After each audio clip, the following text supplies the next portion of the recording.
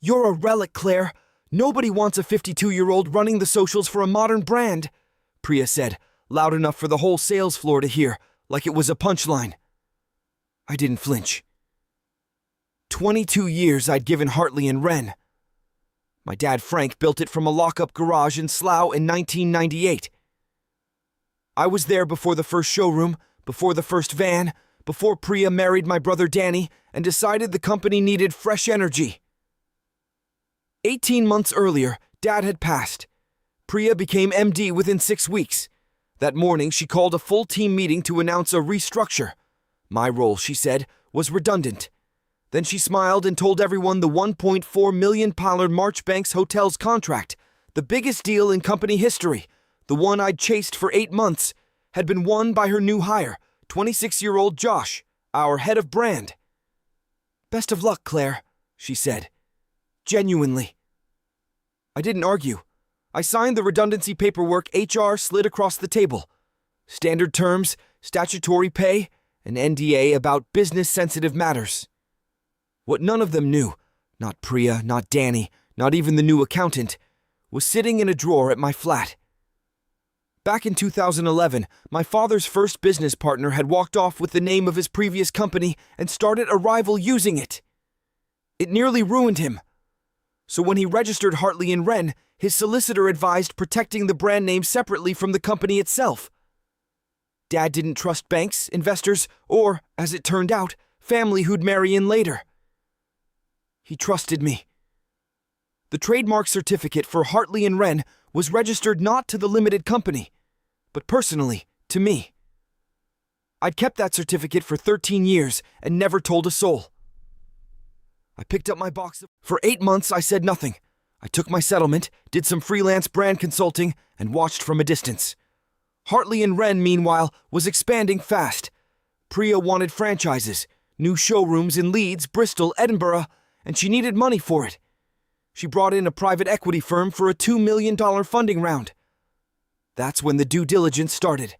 Lawyers checking every contract, every asset, every piece of intellectual property the company claimed to own.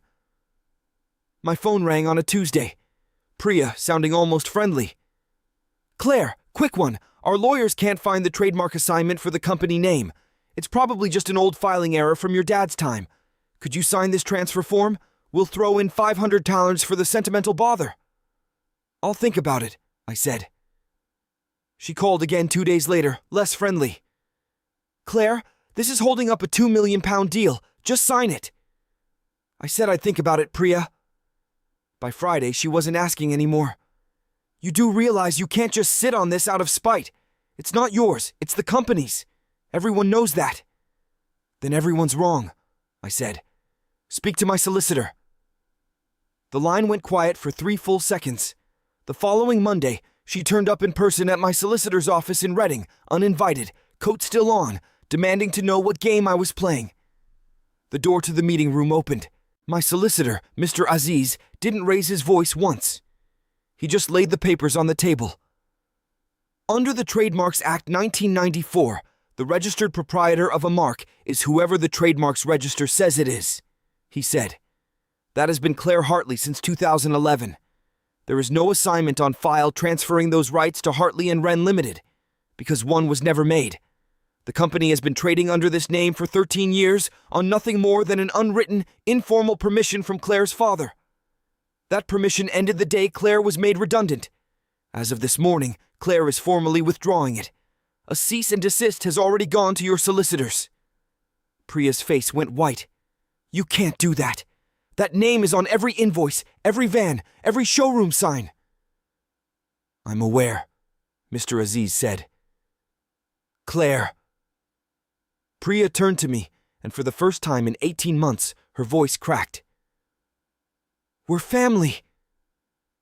You told the whole team I was a relic, I said.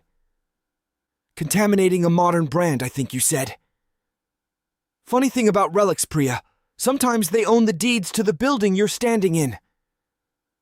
The private equity firm pulled out of the $2 million round within the week. No investor puts money into a brand that can't prove it owns its own name. Marchbanks Hotels, the contract Priya had handed to Josh, quietly followed the relationship I'd actually built and signed instead with the new company I launched a month later, Hartley and Wren Interiors Limited, using the name that had always, legally, been mine. Danny finally found his spine and left the business entirely, telling me over the phone he was sorry, that he should have said something at that first meeting. Priya's rebrand, a hastily invented name nobody trusted, folded into administration 11 months later. I didn't do it out of spite. I did it because for 13 years, I quietly held the one thing that actually mattered, and nobody ever thought to ask. Ever worked somewhere that only realized your value the moment you were gone? Would you have used what I had, or handed it over and walked away clean? And if you want more complete stories with no part twos that never come, follow the page. New story every day.